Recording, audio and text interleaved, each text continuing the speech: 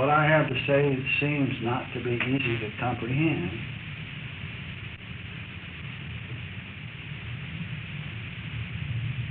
Yet it's very, very simple. It's so simple as to be unbelievable. And it's its simplicity that would hide it and veil it. Now, first of all, if I may, let me tell you that I don't know anything that you don't know. And I'm not standing up here as though I were some sort of an instructor. Because gosh knows I am not that. And by the same token, neither are you a student who doesn't know. It's the belief that one is a student who doesn't know that would preclude the recognition of the fact that he is life that knows already. And it is the grand egotistical position that one is an instructor that looks out and sees an aspect of perfection that he thinks needs teaching. And so I began simply by saying that I'm not a teacher and you're not a student. I don't know anything that you don't know. And in order to have this make sense, I might say that for instance, if you were to walk up and stand in front of a mirror, you would only see an image of yourself there, but the authority would be in the looking in the mirror and not out there with the image. Now, that doesn't mean that the image can't tell you something. That doesn't mean that the appearance there doesn't tell you that you maybe need to comb your hair, or to wipe your dirt off your nose, or to straighten your clothing or something. But nonetheless, the authority lies here as the awareness that listens and not out there with the image. Now, right here at the minute, it would have seen that you look out and see one that you call Bill Samuel, who supposedly has something to tell you. It's a very, very simple truth here, that awareness or life is just listening to itself.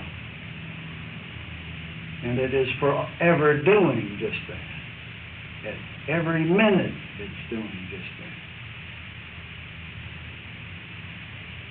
The now is simply an ever unfolding self-disclosure. And that's what's going on right here, right now. So let's dismiss this idea of personality. You know that down on Hollywood Boulevard, or somewhere there in Hollywood, there's a place where a whole bunch of clocks are in there. This fellow's got 1 million clocks in his room, and these pendulums are swinging in all directions. And so it seems that as people get together, just like an orchestra comes together, that everybody tunes the instruments first, and there's this grand cacophony at the beginning, while everybody gets in tune. And so always at the beginning of a talk like this, it seems that pendulums are all swinging in different directions. And so for just a few minutes, we get over this personality bit, that is looking out at someone out there who supposedly knows something, or going with the judgmental criticisms that we make, or the evaluations that we make of another one out there. And if we can get that over and done with quickly, well, then we can be on about our way of seeing whatever we've got to say here, or seeing what there is to be seen. Okay. The simple point I made was, there's no teacher here and there's no student here. There's just life. And life is about the business of perceiving itself and understanding itself. And this is really the whole process. This is all that's ever going on. It's wisdom about the business of discovering its own infinity, its own beauty, its own perfection. And to point this point out and to make it clear, let me say again, now some of you people who have been with me for a week will just hear me say again what you've heard before. But there's an old saying in the East that nothing has been heard once until it's been heard 12 times. And it won't hurt to hear it said again. And you know what? Once there was a little girl that kept slamming the door when she went out, and the mother kept saying, "Don't slam the door," but the little girl just slammed it. And this went on for months. In fact, it went on for years. Every time she went out the door, she slammed it with a bang. And the mother would always say, "Don't slam the door." Well, one day she didn't, and the mother was dumbfounded and said, "How come you didn't slam the door?" And she says, "Well, Mama, I heard you. I finally heard you." And so it is that it's true, there is a grand perfection present. And we hear it said time and again, and we hear it from many places. We look in many mirrors of the self. Those mirrors may appear to be books, they may appear to be governments, they may appear to be institutions, they may appear to be what you call teachers, labels, all labels attached to figments of your own seeing. And we listen to it and see it and hear it over and over and over until finally we hear it and see it. Now, the grand delight of my experience has been that, and I don't mean to sound vainglorious about this, but for some very interesting reason, miracles, if you want to use that word, follow me around. They do. And nobody, of course, is ever more dumbfounded by it all nor amazed by it all than me. And by miracles, I mean what the world would call healings, or what the world would call the perception of light, or what humanity would call the sudden intuitive knowing, or the mystical marriage. It goes by a million different names, but it happens. It just happens where I go. But it happened where I go because of the very experience having happened to me. And of course that experience doesn't happen, to put it in a time sense, it doesn't seem to happen until one is actually earnestly about the business of looking for the truth, to find out just what reality is. But by the same token, whether one is looking for what reality is or not, the action of life is the discovery of it, automatically going on, effortlessly going on, whether we're really doing it or not. You know, you touch the hot stove to learn not to touch a hot stove. And you walk across a hot pavement barefoot, only to find out that sometimes you can't walk on black pavement barefoot in the hot sunshine. You better put shoes on or something. Or we wear shoes in order to find out that it's pretty darn good sometimes to go barefoot. And so whether we are really about the business of looking for the truth or not, consciously looking for it or not, we are forever discovering it anyway. And what we are discovering is what we already are, not something that we are trying to acquire. Because the truth that we're looking for is here. It's right here. It's here, closer than breathing, closer than fingers and toes, and I tell you, it's here. It is here. There is nothing that anybody could want that is not already right here, right now. Now, it's here. It's not somewhere else.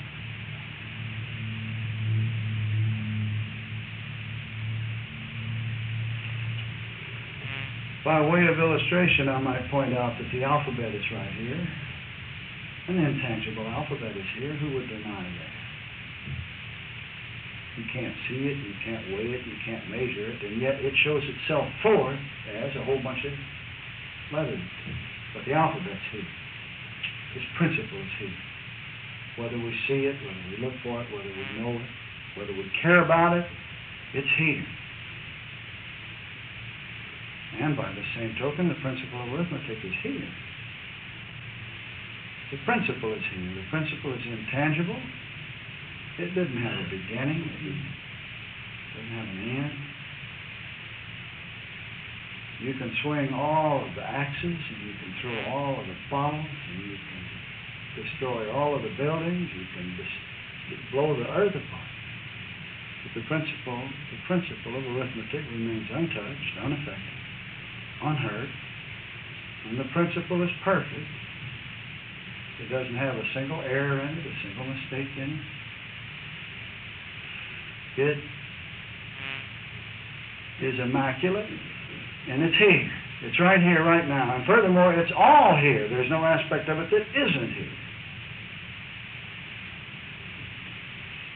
Now, that which shows the principle forth seems to be a lot of numerals, signs, symbols. That which makes the principle manifest or known to itself appears to be numerals, and so forth. And they are themselves finite rather than infinite, because a number, the principle is infinite because it's all. That is, within itself it's all. The numeral, which is like a quality or an attribute that shows it forth, is not all there is to the principle. Consequently, the numeral is finite. That is, it is measurable. It has a beginning and an end. The number 3 begins where number 2 ends, and it ends where number 4 begins. So it appears then to be finite. And yet that numeral, even though it's finite, it's eternal because it lasts as long as the principle lasts. And the principle, having never had a beginning, could never have an end. Consequently, we see what the metaphysician understands as a very strange paradox. He sees himself looking out at an eternal finiteness.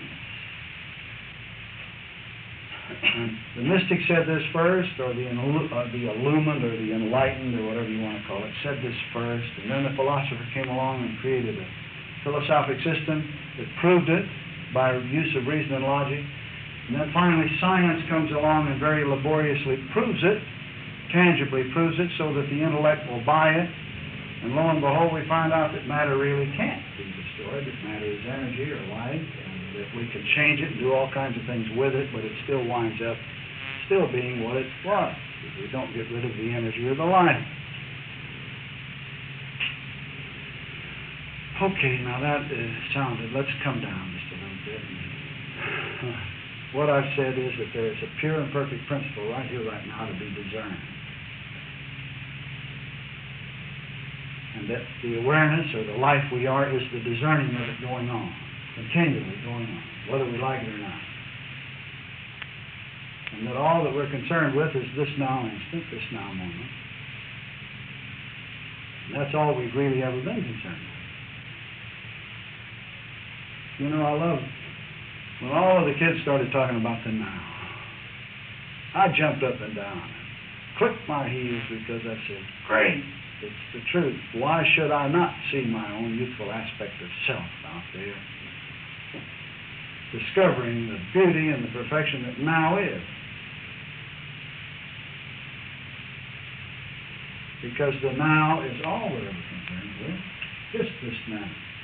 Now, of course, the human sense of things, the body sense of things, the world sense of things, takes now and makes it the most infinitesimal nothing on the face of the earth. It makes a bologna sandwich out of it. See, it's got it wedged in. It's got the past on one hand, a very, very thick piece of bread that stretches infinitely in one direction, called the past.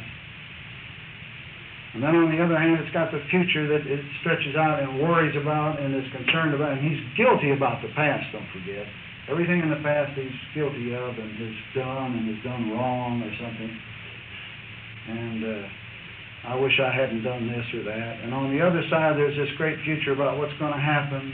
Earth is being destroyed, and we're getting to where we can't breathe the air, and the water is becoming polluted, and we're becoming overpopulated, and what's going to happen. And I've got to plan and calculate and put aside so many dollars in order to take care of this and that. But all the while, right in between, dead in between is a thing called now. Right now. Now. And inevitably, the now is always all right. When we bring it right down to the right here, the right now.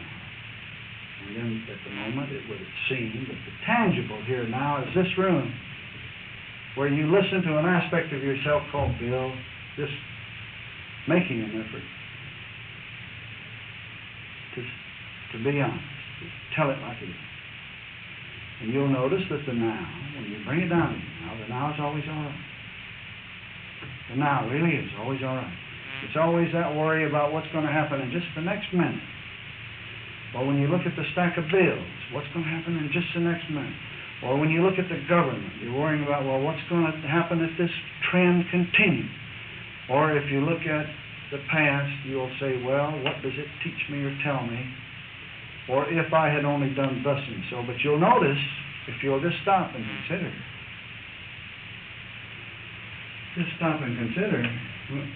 when do you think about the future? That is, when do you do all of this great planning and calculating about what I'm going to do next? When? When do you do it? If it isn't now. We even do our worrying now. And we hold ourselves guilty of being imperfect and impure and incomplete and gendered and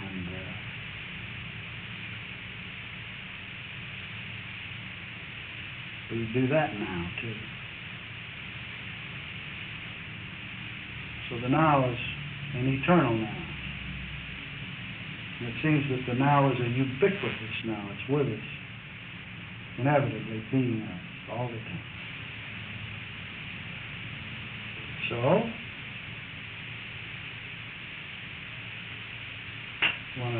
when trials or tribulations set in of a personal nature, now for some strange reason I'm picking up a sense or feeling here that I'm not talking to people with trials and tribulations or anybody trying to get rid of anything. But rather there's a great sense of everybody here attempting to understand something, which is just great. But let's make a hypothetical thing that is not now. But for the sake of illustration or clarity, let's suppose one has a great sense of agony at the moment, a sense of incompleteness, a sense of unfulfillment, a sense of a great destiny or something, some great grind in the belly, which is the divine discontent, and is brought to his knees and is in the basement. One can always, in the twinkling of an eye, come back and say to himself, well, now, see here, now is the time I'm really concerned with, and this now is all right. There's nobody knocking at the door right now trying to collect a bill. There is no one trying to destroy my home right now. This now is fine. This now is all right, and it does seem that we have to make this little simple start. And this is what the kids have been smart enough to see. Now is the acceptable time. Incidentally, it's very interesting to note that every one of the religious philosophies that have ever started began with this statement, behold, now is the acceptable time. The kingdom of heaven is at hand now. One time Jesus was asked, well, what does all of this mean, all of these signs and symbols I see in the sky? What does it mean? Tell me what it means. Tell me about prophecy. And incidentally, in Jewish theology, this is the holiest of all holy weeks, and today is one of the holy days. This time they said, what do all these signs mean? And instead of answering the question directly, he answered it obtusely. He said, perfection is even now spread over the whole face of the land, but men perceive it not. And he said, test this now. Do you know that that's in the Bible? So many people don't know it. Say it. Test this now. See if this now is all right.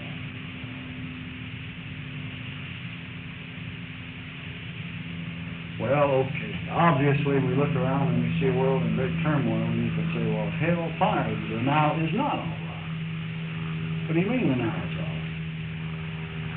We've got a government that is becoming a bigger government. We've got people who are denying our freedoms. They're trying to take it away from us. We have great organizations that are trying to impose rules and regulations. And freedom is not now, we hear said so often. So how does one go about testing this now? And of course herein comes the light about which I've tried to talk, and it's so simple as to be unbelievable. And the intellect will never understand it, but the heart does. The intellect has to have everything make sense.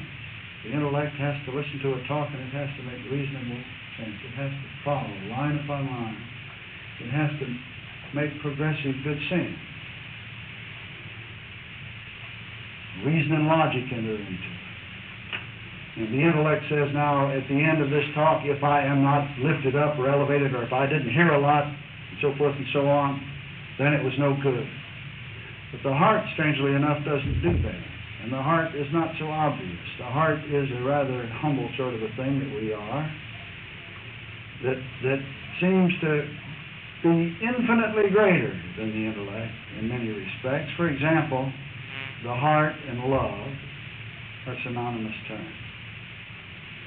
Love sees things that the intellect can never see.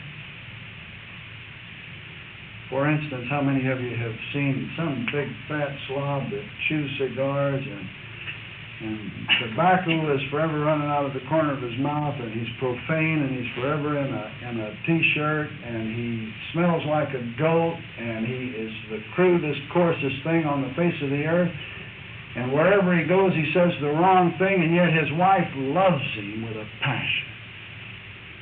Love doesn't see all that the world or that the intellect would say is incorrect or improper. Love just doesn't see. Love is above it and beyond. How many of you have seen a child who the world would say was retarded or was crippled or was frail? But the mother and the father love that child with a delight beyond belief. Love doesn't see that. Love sees infinitely beyond. Now, the dual nature of this thing called awareness that is right here, right now, listening and feeling and seeing and being, seems to have a dual nature. Seems very dualistic. It seems that it has its hot and cold, it has its daylight and darkness, it has its male and female, it has its right and wrong, its correct and incorrect, its good and evil. Seems to have its intellect and its heart. The intellect and the heart. Now, all education is predicated on the assumption that we're stupid and don't know anything, and it's aimed at an intellect to try to lift an intellect up from the dirt, from the lack of knowledge, up to some kind of smart. And I have simply found out that that's not where it's at. It happens to be with the heart. And to the best of my ability now, from this point on, rather than talk to an intellect and try to make intellectual sense, I will hopefully say what will be intellectually acceptable, but I assure you that the words are directed to a heart, to a heart, to a heart. Because I know the heart understands, and the heart will hear it. And so if you'll bear with me, that's what I'll do from this point on. I would like to say that the heart does not respond as quickly as the intellect. The heart will hear something and mull it over, but the heart sings when something comes along and says, this is so, this is right, this is how it is. The heart sort of sings. It's a gentle singing. And the heart is not bound to this dimension of time. The heart will hear some of these things that I'm saying, not today, but tomorrow or the next day or the next week or the next month or a year from now or 10 years from now. And it blooms things.